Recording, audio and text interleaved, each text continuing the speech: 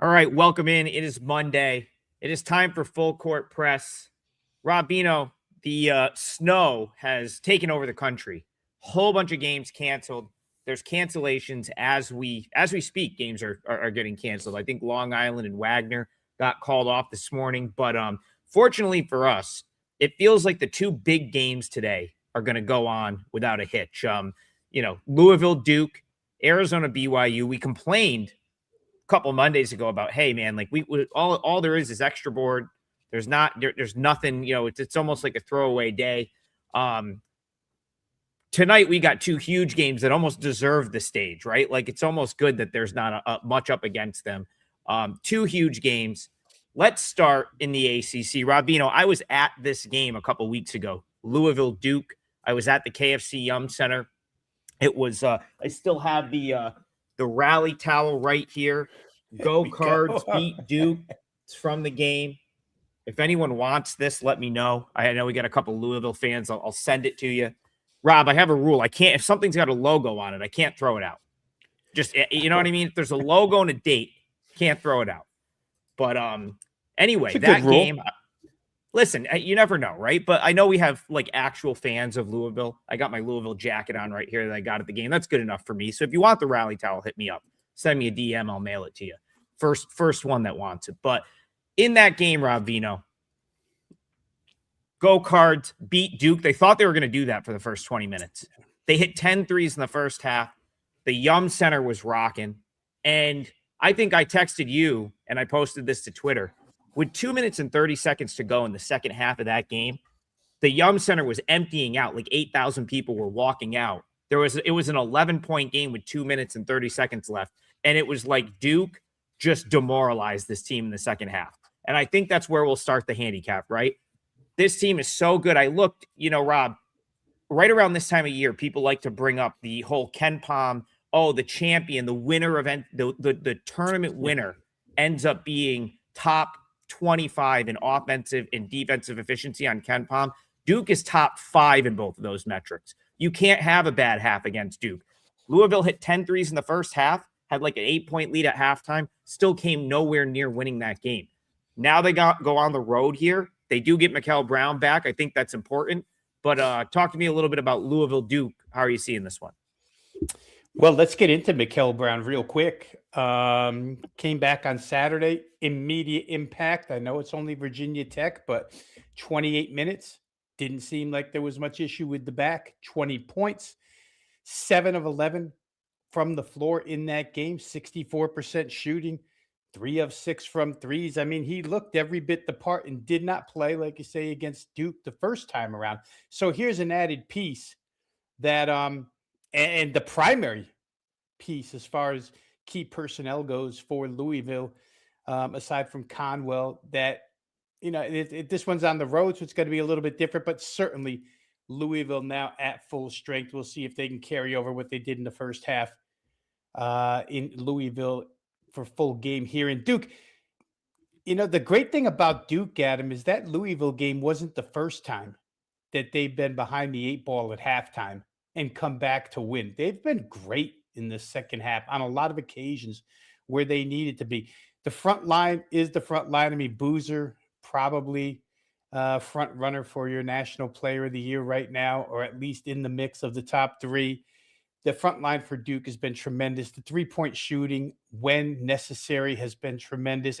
You can't find a weakness. I think you just pointed out that they're top 5 in 2 major categories. It's hard to find a weakness on this particular team. So Louisville's going to have to be their best, especially on the road. As far as weather is concerned, I don't know that the travel situation was all that tough to get to Durham. I know I have family in Raleigh who said there was about an inch of ice, but really not a bunch of snow. So not a weather-affected game for Duke.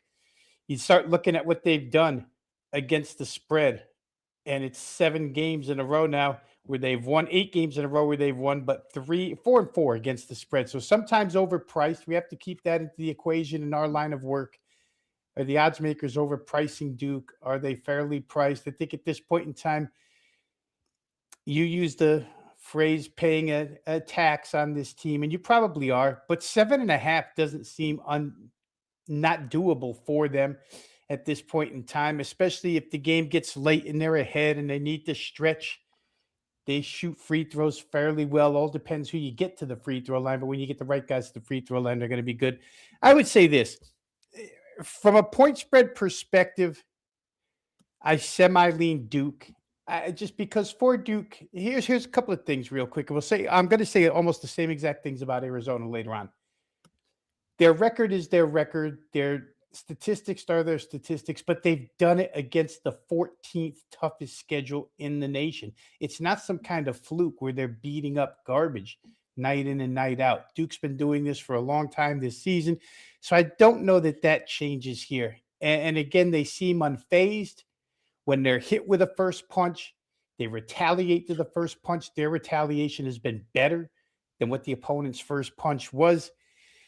And it's for Duke. If you're Duke in this conference, there's certain teams that are going to walk in and you're going to have that game. I won't say circled because you're Duke, but you're going to pay extra focus, extra attention to. So I think Duke is fully aware who's going to be in their building. I think Brown is a bit of a difference maker for sure. 7.5, I would probably lean. Well, just look at this. And we talked about this Saturday, how the lines move during our show. I now see 8.5 across the board. Somebody just hit Duke at 7.5. I was about to say I would lean Duke. We'll take another look at it at this price tag. Total 156 up to 157. In all honesty, I don't think there's any way Louisville could win a defensive-minded game. It's got to get up and down for Louisville, and they just have to shoot better than Duke in order to win the game entirely. Duke's defense is good enough to not make that happen. So 157 may be a little bit too tall of a hill to climb. I haven't played either thing here, Adam, side or total, and we do talk a lot about giving full analysis and just maybe not having a play. I can give you arguments for both sides here. Duke is the better team at this point in time, and everything they've shown me is that they're not fazed by any situation or circumstance. So maybe slight lean Duke, but the price has changed, and maybe slight lean under. If you're shopping it, guys that are viewing right now, and that will see this later, at this point in time, there are 157.5s out there as opposed to 157. So we know the hook makes a difference. If you're going to shop and you do like under, find some of those 157.5s. They're available out there. Yeah, listen, I right. This is going to. I see the 8.5 starting to pop up from a number standpoint. I was kind of right in that range. Actually, I think there's at 8.5. I think there's a little bit of value to Louisville. Thing is though, like I think the number is close. I think it's really going to come down to what your handicap of the game is. I'll say this: I do think, the second half of that game, the first game was So here's what I felt like happened in that first game. The first half, Duke kind of went through the motions on defense, which is something that you and I have noted that they've done this year, right? Go back, maybe not recently, but go back to that game was January 6th. So leading into that game, Rob, you had the Georgia Tech game where they gave up a whole bunch of points. Someone else, I think Florida State maybe like hung around and scored a bunch of points on Duke. And we had actually talked about the defensive effort for Duke just not being there in a couple of those games, December into January. I don't think that that's really an issue for them anymore. I think Duke's defensive effort has been fine. You don't get to, a top 5 defensive efficiency rating on KenPom without a good defensive effort. Louisville struggled to space the floor big time in the second half of that game. And so once those threes stopped going in, they hit 10 threes in the first half. Believe they had an 8-point lead. Once those threes stopped going in, they had no way to get off a good shot. The spacing was all messed up. Duke started to get into the passing lanes, and suddenly it was like every shot in the second half of that game was contested. And Duke was able to get a bunch of stops and turn an 8-point deficit into like a 10-point lead in a matter of about 15 minutes. Mikal Brown Jr. is gonna cure a lot of that, right? So he was out for really over a month, and he comes back over the weekend, plays 29 minutes, scores 20 points, 6 assists. The floor spacing looked great for Louisville. They handled Virginia Tech, no problem. So for me, that to me makes Louisville very appealing here because They did space it out. I think two things you could say. One, maybe Duke didn't quite have the intensity on defense in the first half of that game that they should have. They probably do at home. But I think Brown being on the floor helps the floor spacing. The question will be, and this is the $1,000,000 question, Rob, can Louisville shoot the ball good enough on the road? Because that's where they've struggled a little bit this year, shooting the ball on the road, and they'll have to do it in the most hostile of environments here. So that I think is where, it makes it difficult. Yeah, I'll say this about Louisville and take it with a grain of salt because a ton of this was without Mikel Brown on the floor. But their totals numbers right now, 1-8 under in their last 9 games. And again, a batch of those were without Brown. So it's hard to put any real substance into that because there's so much different of an offensive team with him there. Second thing I'll say is because when you said maybe they didn't have the defensive intensity or focus first time around, and that crept up again, Adam, against SMU. Duke played SMU here. Boopy Miller didn't play. And SMU was going crazy. And actually, SMU pressed them most of the game. Game only finished as a 7-point final, 82-75. It's almost as if Duke said, you know what? Their best guy, their point guard, he's not involved. We'll just go out there and win the game. And that's kind of, I think, what maybe you were alluding to about their first half against Louisville. I just don't think that's happening here. I think Louisville's going to come in. Duke knows who they are. Further look at this number. I'm going to say one more thing about the total because I just happened to check recent team total on this game. Louisville's number, Adam, is 74.5.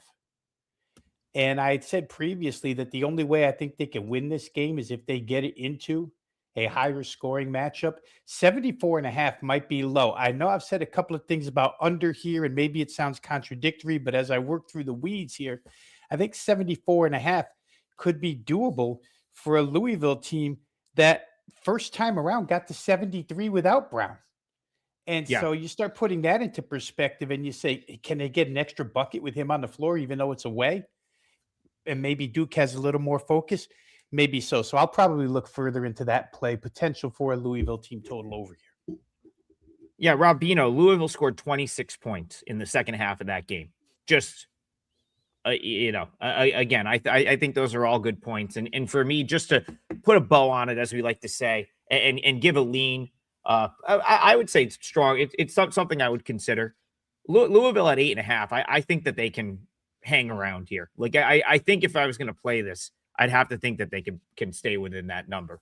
I just don't think that PK, our boy Pat Kelsey, is going to allow them to sort of give up the way they did in the second half to Duke on their home floor. So, and they've been playing much better. If you remember that stretch going into that game, that was a not the best stretch for Louisville. I believe they came out after that barely beat Boston College, struggled with Virginia. So I think Louisville's playing better ball right now. All right, other big game tonight, Rob. Let's go out west.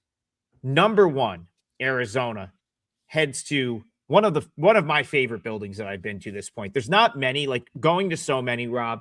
There's not many at this point that I just feel like I have to get back to at some point in time. The Marriott Center in Provo, Utah. I will absolutely get that back there at some point in time. BYU, huge game, biggest home game of the season probably for them. They take on number 1 Arizona. That metric that I brought up with Duke, right? Like where it's like, okay, every year, start end of January, you'll hear this on all your, if you watch a lot of these other shows, this is going to be a favorite of like people that just strolled in to talk about basketball, like mid-January. They love the Ken Pom top, the winner always comes from the top 25 or top, if your offensive efficiency, defensive efficiency on Ken Pom is in the top 25 on both. Usually someone from that group wins the NCAA tournament. Well, like I said, Duke's in the top 5 in both. So is Arizona. Rob Vino, do you think Arizona maybe doesn't get enough credit for how good defensively they are? Because this is a team that's been outstanding defensively. We've called them the number 1 team in the country from a power rating standpoint on this show for a couple of weeks now. But you want to talk about another thing that happens all the time on the show. The money is creeping in. BYU's getting bet. This is down to 1 some places. Arizona, BYU, Marriott Center tonight. How do you see this one? It's such a great game and so much to talk about, Adam. But first, because I had a list made just to further the point. I mean, for those who haven't been introduced to Arizona yet, let's just introduce them to Arizona. Number 2, these are specialized statistics because I was thinking of ways this morning. How is BYU going to beat these guys, right? Arizona's offense, number 2 in Division I in points in the paint. So they're difficult offensively inside the arc. Number 5 in the nation in fast break points. So not only can they play close to the rim, but they get out into the open floor too. 31 points off turnovers. As you said, number 4 offensive rating in the country, number 11 defensive rating, number 5 on the offensive glass rebound percentage, number 11 on the defensive glass rebound percentage. So they get second shots and you don't. Basically, they shut you down there. And they've played a top 50 schedule. Next thing I'll say, just to introduce them even further, is there a better freshman class than what Arizona has put on the floor this year? I mean, honestly, Braden Burry's been tremendous. Koa Pete's been the best of them all. Ivan Karchenkov been great at forward. Dwayne Aristotle has come off the bench. I mean, they've got these guys all over the place, and they're all freshmen, and they've beaten UConn. The one thing I guess we could nitpick at Arizona for is not really going to a true home floor and beating a true elite team, right? They've done it on semis, on neutrals, et cetera, because the Connecticut win, the Florida win, all this stuff that they've accomplished isn't really going to Marriott Center, watching baby races and seeing humongous donuts and beating BYU inside that building. All that said about Arizona, I'll say this again, or as well. For everybody in basketball who thinks, all these analytics lovers who think that 3-point shooting is your ticket to a national title, Arizona ranks 359th in the country on 3-point distribution as being part of their total scoring. They don't use the 3 as a weapon whatsoever. It's there, but they don't use it. They're 11 and 2-point scoring. That's a complete contradiction to what all these trade 3s for 2s people will tell you. They're a little bit of an outlier in that regard. That's it. The advantage they have here, Adam, is they have depth. But BYU starting 5, I don't know that I would trade it. Right? If somebody was just going to drop in and say, Adam, I'm going to give you a team.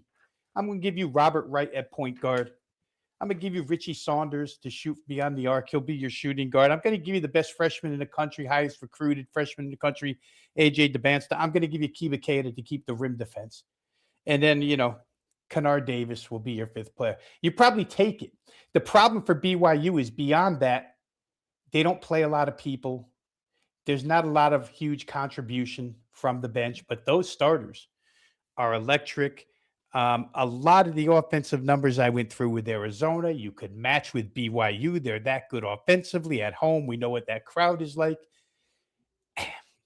To me, this game probably does get to the over 165.5. I just don't know if Cade has enough rim defense to stop what Arizona does on the glass, what Arizona does in second chances, what Arizona does in offensive scoring. And on the other end, is there an answer on the other side for DeBansta? I'm not sure there is defensively. As good as Arizona's been, I think they'll be tested on all levels of the floor like they haven't been tested all season long. If we're being real about it, when Arizona played Florida, the guards weren't playing well. That was way back in the beginning of the season, right? BYU's guards are going to play well. When they played UConn, we're seeing now UConn just doesn't have the offensive firepower that BYU brings to the table. This is a unique opponent. It's a conference game. Arizona's been untested in conference. I think side is really difficult here, but I think there's going to be points, Adam. BYU's going to show Arizona some things overall that maybe they haven't seen yet because they'll have to handle everything defensively, everything. BYU comes at you with all of it. Yeah, I mean, you could look at Arizona's schedule and say that they were fortunate in a couple of spots. Of course, Florida getting them opening night. That team's come a long way since then, specifically the backcourt. Terrace Reed did not play for UConn in the game against UConn, so that was at Stores. So I mean, you got to give him credit for a road win against UConn. But yeah, no Terrace Reed is certainly notable. I think that game could have. I mean, it was a 71-67 final. It was a great game throughout, and they did it without one of the better bigs in that conference, maybe in the country. So yeah, I mean, all of those things I think are notable in my opinion. For Arizona, here's what I noticed when I was kind of looking through BYU, trying to make a case for BYU, because I think when this was 2.5 plus, BYU plus 2.5, I even think there may have been a rogue 3 some places last night. I was like, okay, I think I can make a case for BYU here, because I maybe, I make them a very slight favorite, right? Like a -1, -1.5 favorite in this game. But then I'm looking at their scoring, Rob, and it's so concentrated to DeBansta, Saunders, Rob Wright. And then I look at Arizona's defense and I'm like, well, they theoretically should be able to like eliminate one of those guys, right? Like they may have an answer for DeBansta and force BYU to beat them with option number 2, number 3. And then where it concerns me is like option 4, 5, and 6 for BYU, because Kennard Davis barely played against Utah. I would want to know what the deal is there. He only played 12 minutes, didn't score a point. Is he out, right? Because like once you get past the big 3 for BYU, no one's like scoring in bunches. And so my concern here for the BYU side is that Arizona is good enough defensively to take, like, let's say they can take DeBanster away. It can BYU score enough to beat Arizona with the other 2, and then like whatever other option needs to step up. Probably, like, yeah, I guess so. Like, they're certainly one of the teams that could do it. I think that's why this makes this such a good watch tonight. But you're talking about only catching 1.5. That's where I'm like having a hard time thinking, do I want to go to battle here with BYU, getting less than a bucket, and knowing that Arizona might be equipped defensively to take away our superstar. I think that's the conundrum that you're running into with this game. Yeah, and depth it's a difference maker, Adam, right? Arizona can come at you with 8 guys. If there's any, let's just say Cada, who has a tendency to get into foul trouble against the Arizona bigs here. Let's say he gets into some foul trouble. There's not really an answer for BYU where rim protection is concerned, where, he's pretty, his offensive claim to fame would be, the penetrate and lob dunks, that sort of thing. So for BYU, they've got to stay out of foul trouble because they're depth shy. They've got to shoot really well.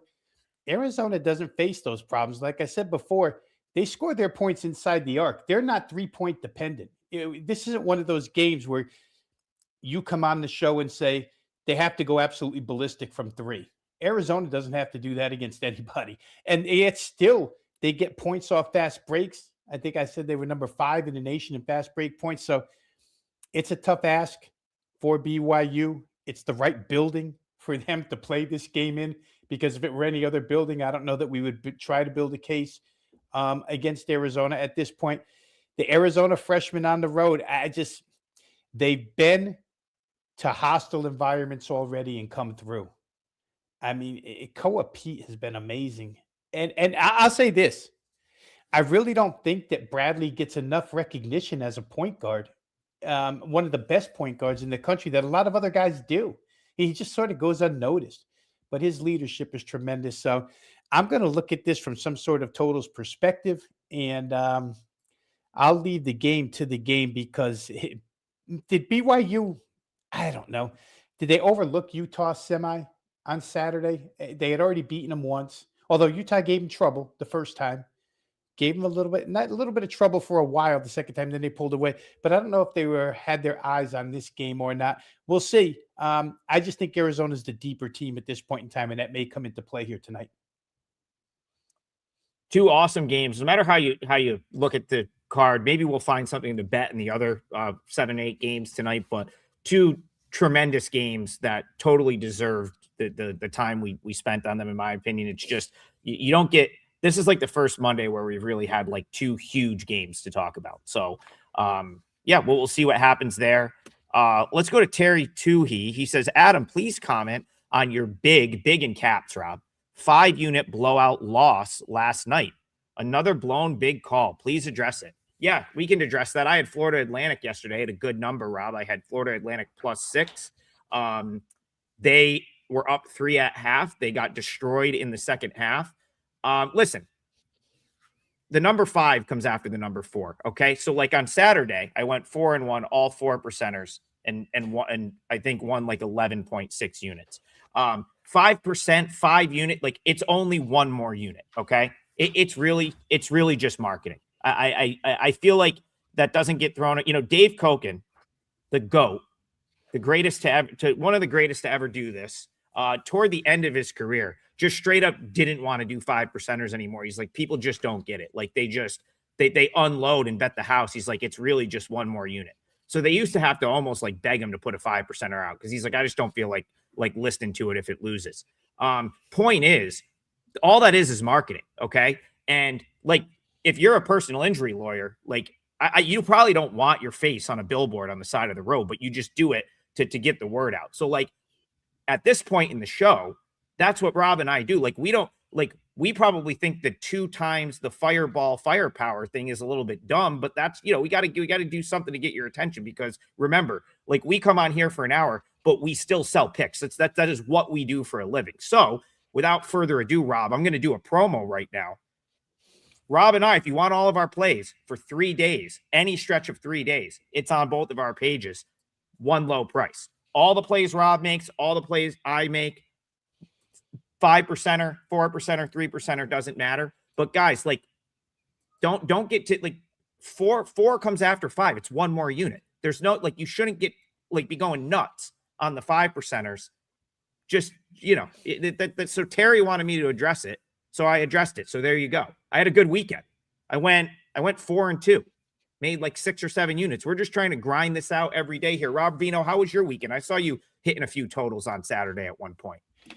Yeah, it wound up being, it's an interesting day, Adam. 5-0 to start the day, and then wind up 7-6 with a couple of things that just did not go my way. Probably should have been more like a 9-4, but the SMU free throw shooting at the very end kept me a point away from going over that total, et cetera, et cetera. I won't drill down into it. I will say that over a 7-week period since December the 1st, up over 41 units, playing small, Terry. In my instance, it's been smaller plays, 1.5%, 2% the whole way through, long season, trying to grind through. But over 41 units in college basketball over a 7-week period, hitting 59%.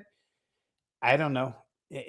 All I would say, something like Terry, listen, first off, we're going to take criticism in the line of work that we do. You're going to take criticism. You're recommending selections to people. You're going to take criticism. That's cool. But I feel like you had a huge 5% winner right before the 5% loss. And all I'm asking Terry is, one time when Adam wins, come on and congratulate him for hitting a 5%. Don't always come on with the negativity. There's a lot of stuff going on here. And the last thing I'll say, and I'll give you the floor, Adam, is we bet these games too. For those of you who think that it's just 2 hacks coming on here and trying to talk about something to sell picks, it's really not.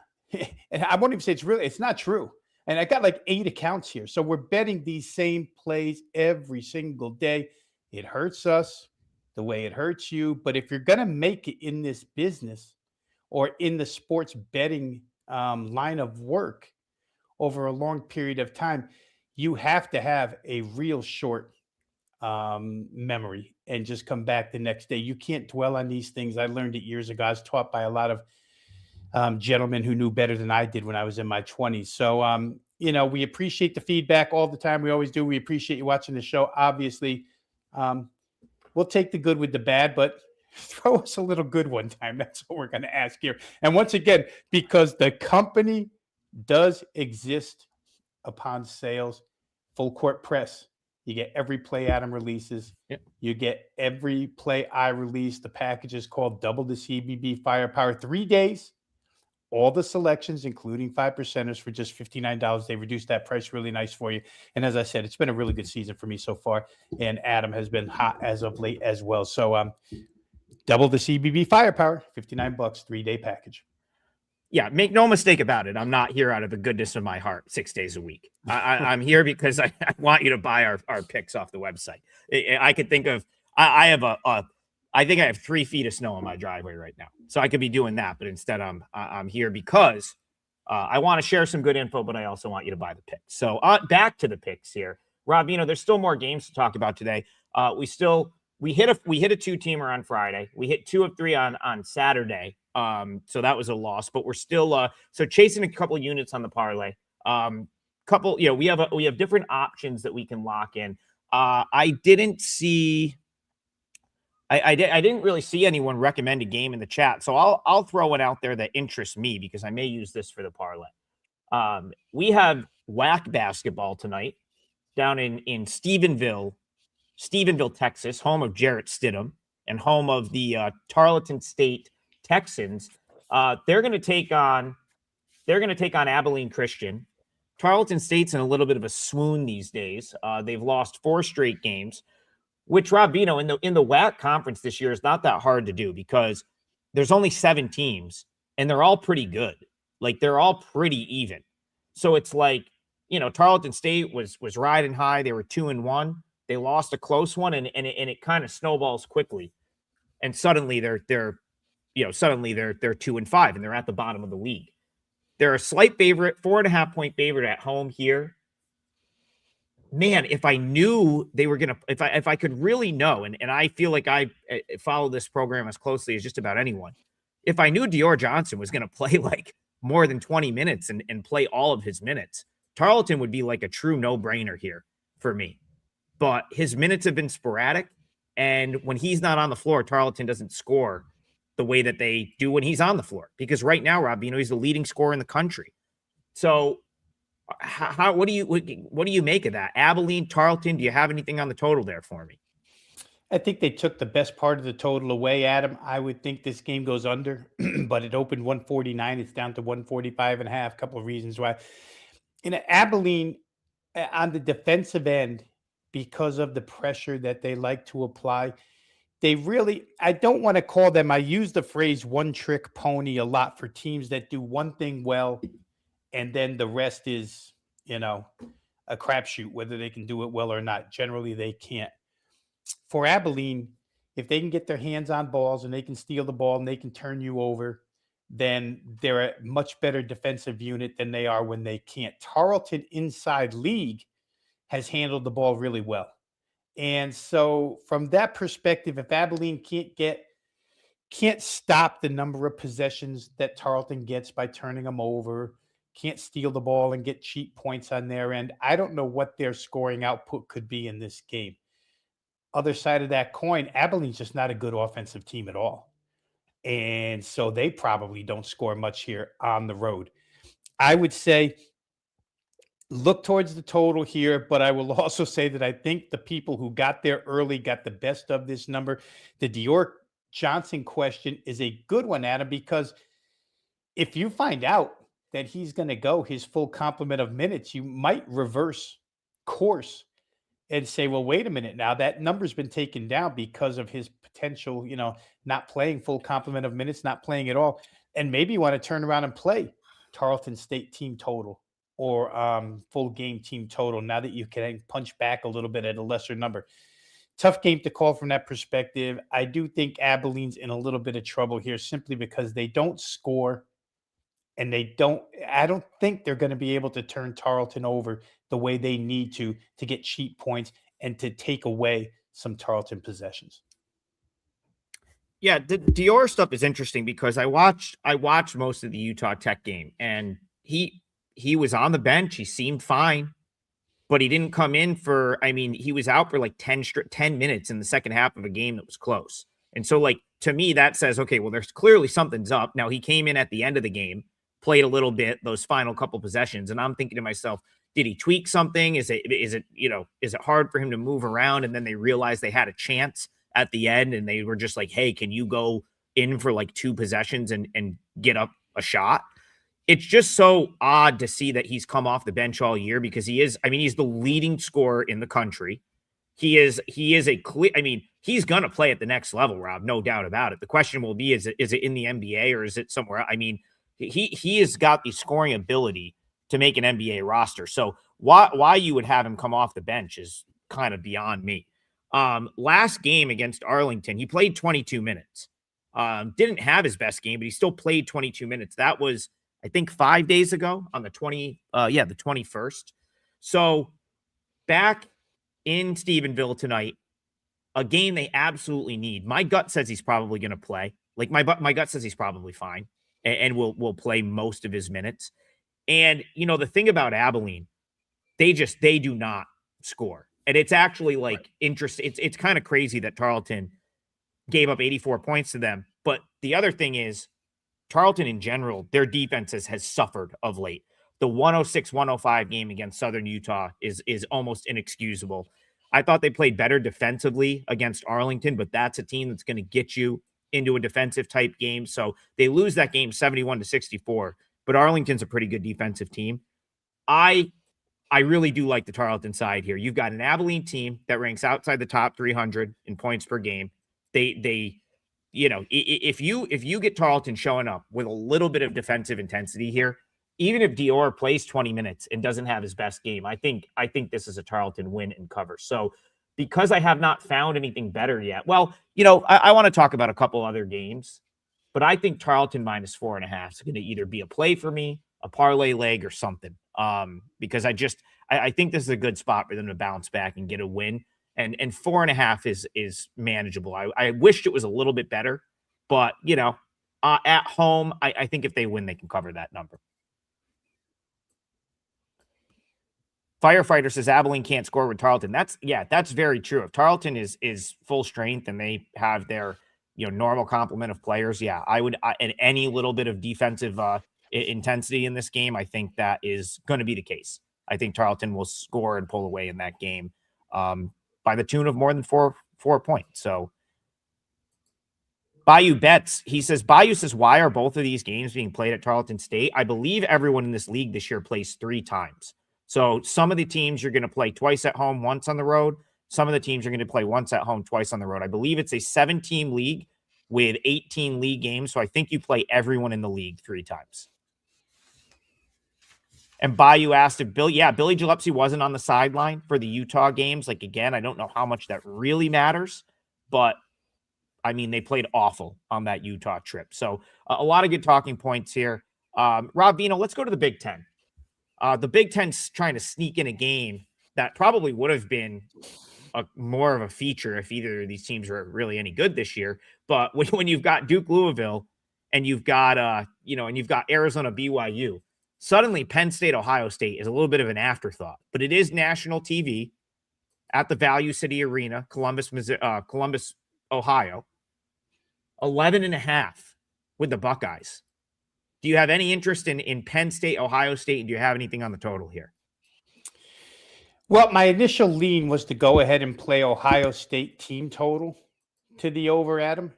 Quick check of that number as we speak, so we get it right.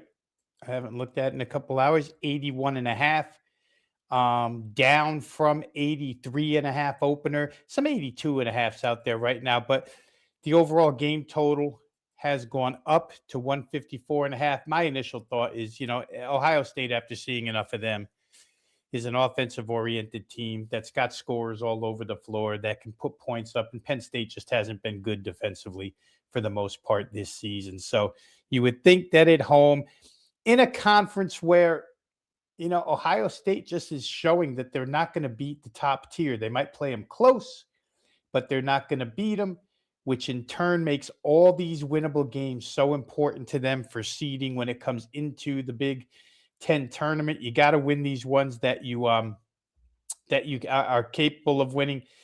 Their losing streak right now is 6 games, 3-3 against the spread in those, 3-5 to the under in a lot of their recent games. But let me go over their recent games. Michigan, good defense. Purdue, good defense. UCLA, good defense.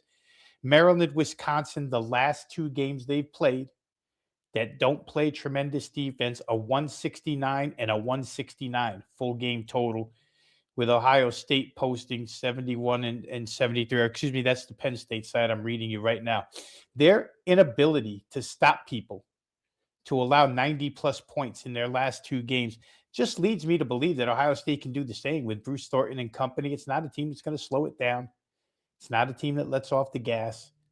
So that's the way I'm looking at them. It's not one that I've played so far this morning, but I may get there. This number now has crept into a position where you're asking me to score 82 points with Ohio State. I seriously think I could get there with that. The Penn State side, if I trusted them more, I would go full game total. Haven't done that yet either. So again, it's a lot of analysis without a lot of conviction. Nothing came out of my wallet, or I didn't open up any tabs to go ahead and press send yet with a play. But that's the way I would look. I would look towards Ohio State team total over here.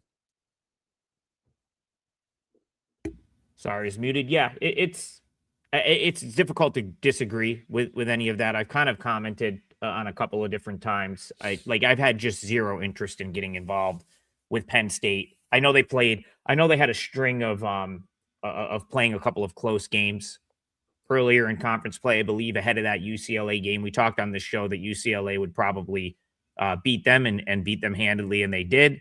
And now they have to go on the road, play Ohio State. I guess you could say, okay, well, Ohio State kind of had like a max effort type game on Friday, which they did. I thought they were okay in that game against Michigan. They hung around. Believe they ended up covering the number. That was a pretty close game for more of the game than I kind of thought it was going to be close, Rob. Michigan, Ohio State on Friday. But yeah, it kind of feels like a spot where they bounce back.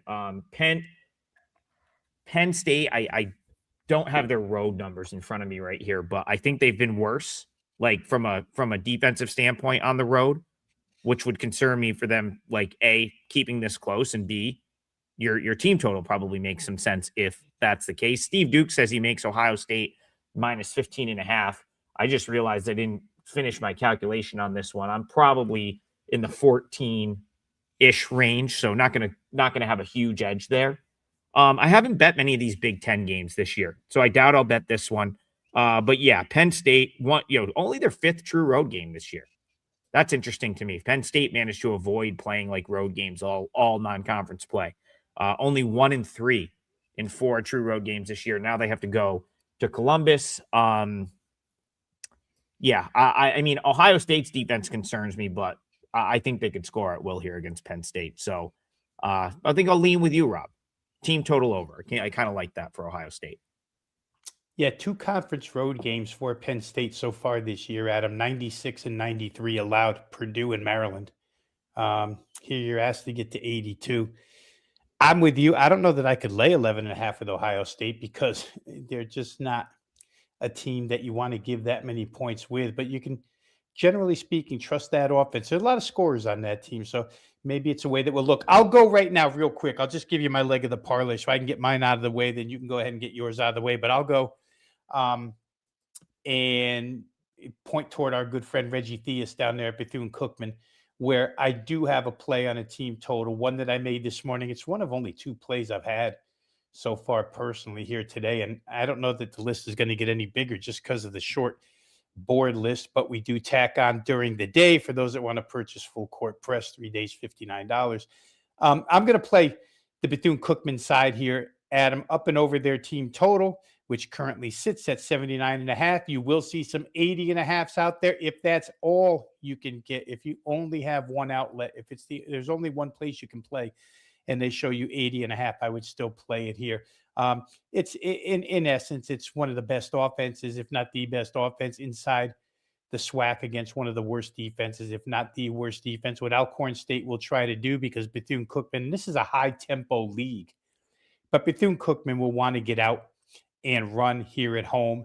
And Alcorn's really only defense mechanism is to try and slow games down a little bit because they don't shoot it and they don't defend.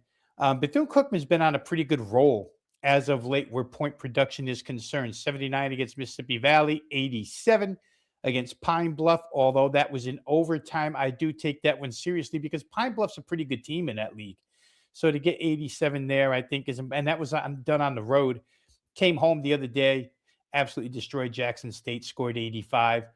You're going to ask them to get, and again, if all you can get is 80.5, you need them to get to 81. I just don't see the problem with that here against this team. So for me, just based on matchups, just based on fundamentals, there really is no situation here, no look ahead or anything like that, because Bethune-Cookman doesn't play for 6 days.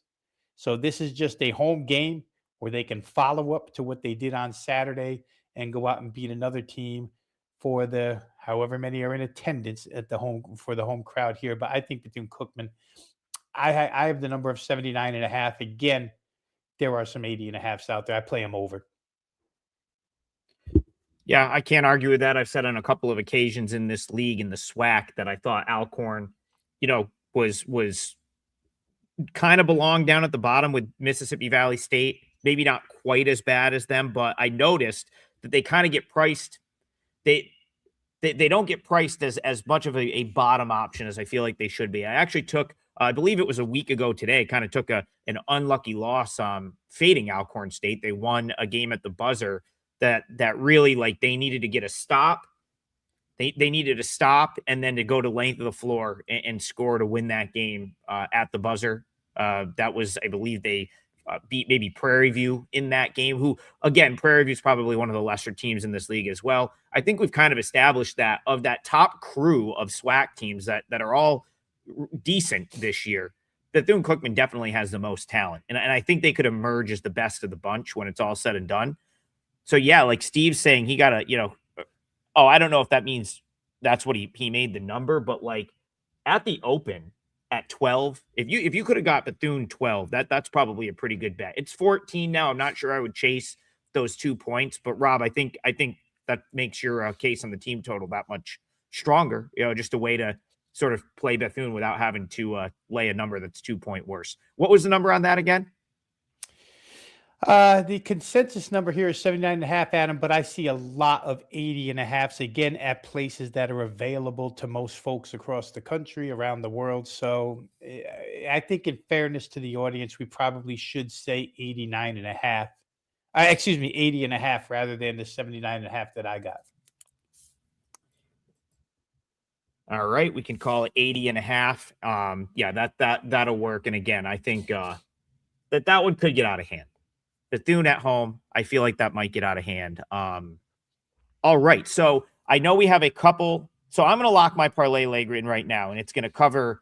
We got a couple of donations here, and so mine will cover this one. So Garth jumps in and he says thoughts on Lemoyne money line. I'm going to give you that in a second, and then after that, we'll go to Mad Max and we'll talk that Texas A&M Corpus Christi game. But I was going to sell this one, but you know what?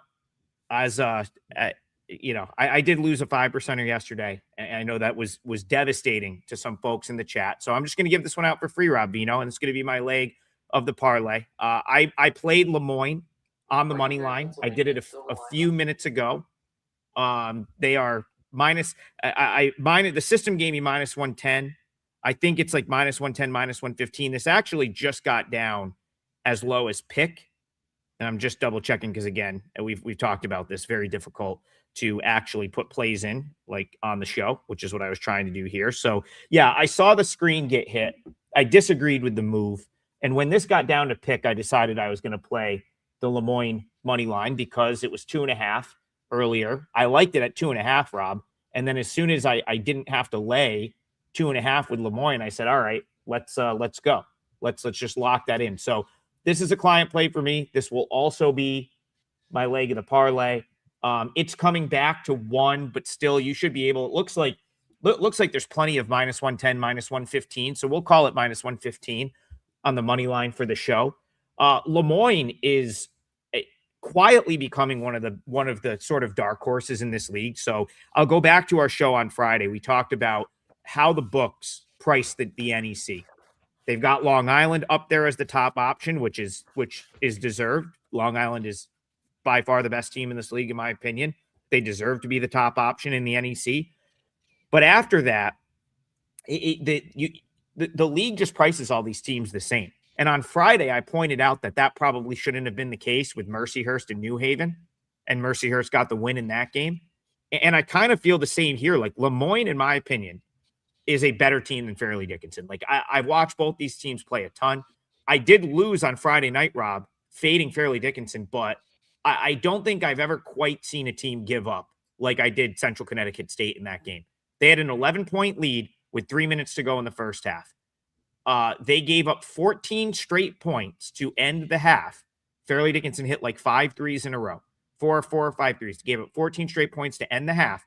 And Central Connecticut State came out in the second half and just straight up gave up. Never seen anything like it.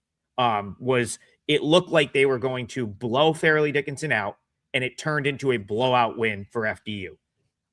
So again, credit to FDU for going on the road, getting that win. Back-to-back wins for them over Wagner and CCSU, but it doesn't make me like, I still don't think they're a better team than Lemoyne, who actually has been the best defensive team in this conference from an efficiency standpoint this year. So you have a really good defensive team. Lemoyne's 4-7 on the road, which doesn't seem like much, but some of those road games were earlier in the year, games that they were never going to win anyway. So they've actually won some on the road in conference, which is encouraging. They won the Chicago State game. They won at St. Francis. So a couple of conference road games, one at Binghamton earlier this year. That's a rivalry game that was before Binghamton had all of their injuries. I went to the Bowling Green game when Lemoyne played Bowling Green, and they were pretty good in that game for 25 minutes. That's, of course, a far superior opponent than what they're playing today. So you're going to give me Lemoyne at pick. They're the better team. I love Fairleigh Dickinson's gym, but I don't think they're going to get like some sort of crazy turnout tonight. So yeah, I just think that this is very Mercyhurst-esque from Friday, where I just think I'm not too worried about the quote unquote road game. I know they were worried about getting there, but I was just on I-90 a little while ago, and the roads are plowed. So I think Lemoyne, even though school's closed, I think they're going to have no problem getting down to Jersey. 90 has been plowed. And yeah, I just think that they're a better team. So I'm going to go with the same handicap from Friday that got us a winner on the show on Friday. Lemoyne, pick. They're the better team. They're going to go to, believe it's Hackensack, New Jersey, Rob Vino, and take care of business tonight. So that'll be my leg of the parlay. And I'll just add real quick, Adam, because I talk a lot about bounce back in my handicapping. You pointed out the 14 points at the end of the half put up by FDU, and it was done on the backs of 3-point shooting. For that game, they shot 11 of 22, 50% from three. Fairleigh Dickinson did. They're the worst shooting team in conference play from three overall this season. Only hitting 32%. They ranked 10th out of 10 teams, and yet they came up with 11 out of 22 for 50% against Central Connecticut State, who, by the way, is the second worst 3-point defense in the league. Now you get Lemoyne, who actually does defend the three. They're number 2 inside conference play. I'm not using overall statistics here, guys, because the overalls are so skewed by the non-conference schedule. Let's just stick to what these teams do inside their own league here. Do you see 11 of 22 coming from Fairleigh Dickinson again against a team that does defend the three? So Lemoyne should have fundamental edges here as well. So I could totally agree with that spot here. It just seems like maybe the 11 of 22 was the random one-off for Fairleigh Dickinson beyond the arc. And if they don't get those tonight, I don't know. Are they going to get enough to win this game? Probably not. Yeah, and I think there's a case to be made. I've teased it a couple times this year that Central Connecticut State just doesn't have the talent that they did last year. They lost the player of the year in this league. I love Pat Sellers. He's a great coach, but the more I watch that team play, the more it's just like not last year's team, like from a talent standpoint. And they've been clipped a couple of times now in league play. Mercyhurst got them a couple weeks ago. So, I think I maybe had a little bit of a inflated kind of thought on CCSU going into that game. And then, like you said, Fairleigh Dickinson was just straight up unconscious in the second half. Just have to tip the cap there. All right, Rob Vino, I'm going to go to you. This is the final game we'll talk about on the show. Mad Max, he says leaning Texas A&M Corpus Christi -1. Only loss at home was to McNeese and Nichols. UTRGV 3-game winning streak. What do you think in the Southland tonight? Corpus Christi, Rio Grande Valley. I will say this: the victory, the McNeese State is impressive. I think you were on Rio Grande Valley at one point here on the show, Adam. I forget if it was a fade or a play on them. No, I like them. But I've liked them this year. Yeah, they're a team that I don't know if offensively. kind of a mixed bag, but defensively really, really good here. And in these types of leagues, I'll just say this, and this is my own opinion when looking at sides in this league. I count win streaks as a positive. When a team starts to get hot in conference that wasn't a really good team overall throughout non-conference, to me, it triggers one thing. They played the non-conference to get tested, and this is the case for a lot of SWAC and Southland teams. You play that non-conference to get tested and be ready for the step down in competition when you get into league play. To beat McNeese, to beat Southeastern Louisiana, then to pretty much stomp Houston Christian. It's fairly impressive on the UTGR side. However, the win over Incarnate Word by Corpus Christi, we've talked about Incarnate Word as being one of the individually more talented teams in this league, Adam. So that becomes fairly impressive too. I would not look at side here. I would lean that to Adam, although there's a huge move here, Adam, towards the dog, Rio Grande Valley, the road dog from 3.5 down to 1.5. The total was probably appropriately placed at 133. But I'll say this, I agree with the total move up to 134.5. I have this thing kind of slotted for the 136 plus range. So there's a little bit of wiggle room, about a 3-point, one bucket now worth of wiggle room in that game where total is concerned. I might look over there, Adam, for a very small play, but interesting as I look down as these lines pop while we talk, that game moves significantly. And the game we just talked about, or the team we just talked about, CCSU, took a lot of money today against Stonehill. I don't know if that's an injury-related situation or not, but to go from 1.5 all the way up to 4 on the road is kind of interesting. But where this game's concerned, my best take would be to play this game over the 134.5. You got a little bit of wiggle room there, I think. Yeah, I guess maybe I wonder if Mason Gibson is out for Texas A&M Corpus Christi. I saw he only played like 15 minutes in their last game. He's one of the guards, one of the leading scorers for that team. Doesn't mean Corpus Christi can't win this game. No, because I part of the thing with Rio Grande Valley, like they have to hit threes, like to have any, like their offense is so predicated on hitting threes. They do not generate good looks from close range at all. So because they're a good 3-point shooting team, they can get by on that. But that tends to be a little bit tougher to do on the road. So 3-7 on the road this year. And that would be my only real concern with the RGV side is if they're not hitting their 3-point shot, they have a really hard time generating like good looks near the rim. I got stuck. I got caught with them in a game earlier this year where like the three wasn't falling and they just could not get near the rim. And that's my concern. With them in this game. Can they go on the road? Are they going to go on the road and just like bombs away from 3 against Corpus Christi? I guess I don't really know. So tough game there. I would have, in hindsight, would I love to have that plus 3.5 with RGV at this point? Yeah. Right. Like I that would be great. But since I don't have it, I don't know if I want to take a bad number with them here. So Corpus Christi, I would think that move is likely due to Gibson not playing. That's the only thing that really, in my opinion, would cause a move like that over 2 points. He matters, but again, he's not like, he's one of like 3 or 4 options for them. So can they still win? Yeah, I think probably that should be a pretty competitive game in the Southland, which is, I feel like a lot of those games are competitive games that can go either way. Once you get McNeese out of that, McNeese and Stephen F. Austin, like that middle of that league is quite competitive as well. And both these teams fall into the mix there. All right. We've reached the end of the show. Rob Bino, we hit a 2-teamer on Friday, so we got to try to do it again today as we claw back toward even on the parlays. I thought Kelly was going to get us home with a backdoor. Would have been an all-time backdoor with Oklahoma State. They were down by 1 trillion and they cut it to like 10. I think she had 10.5. It just needed one more 3 to fall at the end there. Just could not get that last one to go, which that cost us the parlay on Saturday. So we're back here 2-teamer today. Robino, it's Bethune-Cookman team total over 80.5, correct? Correct. So we've got Bethune-Cookman team total over 80.5. I'm going to go with Lemoyne on the money line minus 115. That is a client play for me. And we will be back tomorrow, 10 a.m. Eastern, for more full court press. As we said earlier in the show, double the firepower, CBB, all of my plays, all of Rob's plays. I'm looking right now. I'm probably going to have more than that Lemoyne play for today. So let's cash some tickets, Rob Vino. I'm going to go shovel some snow. We'll see you guys tomorrow, 10 a.m. Eastern.